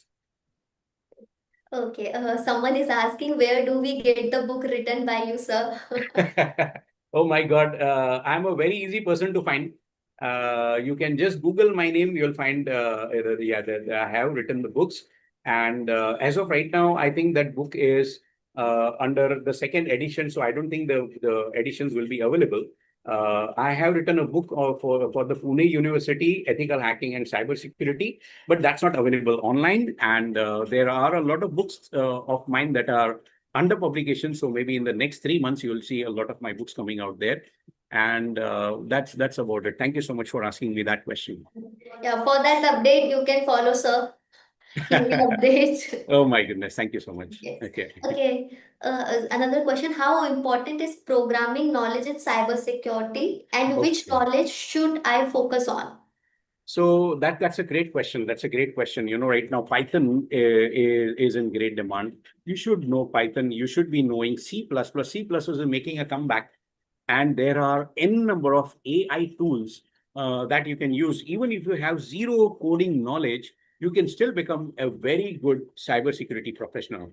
So, some people are very good at usage of tools. Some people have got very good coding background. It's okay, even if you don't know a single line of coding, you can become a good cybersecurity professional. But however, you should be having at least A plus and N plus basic knowledge. So if you do have that, you can become a good cybersecurity expert. Okay. Let's take last question. Okay. Okay. Bhavani is asking, what's the actual difference between virus, worm, and Trojan? Okay. Okay. Right. Let's talk about Worm and Trojan. virus, worm, and Trojan. All right, great question. So virus, all three of them have got bad intentions, one thing. So all three of them are categorized as malware. Now, virus needs to be opened to spread. Worm spreads automatically. So it does not require any human intervention. It starts spreading on its own. If I give you a pen drive, as soon as you plug in the pen drive, the worm will spread on its own. You don't need to double click it. You don't need to open it. You don't need to do anything. If you visit my website, automatically this worm will start spreading into your computer. It's that dangerous. So virus is less dangerous. Worms are much more dangerous because they spread on their own. And third is Trojan. Now, talking about the Trojan horse, if you know the story of Trojan horse, so Trojan horse was a battle between the Greeks and the Troy.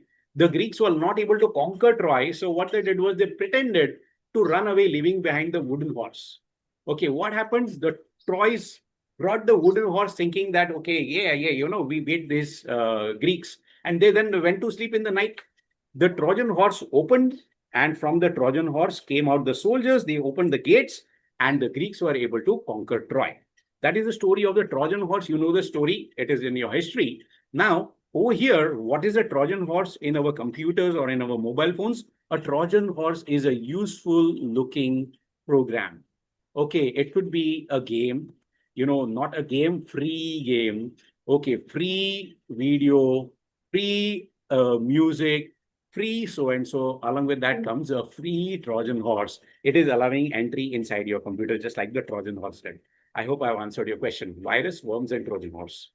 Okay. Yes, thank you. Thank you so much, sir, for Thank you answering so all. much. Yes, thank you. So, before ending this insightful session, I have like one last question. Like, Okay.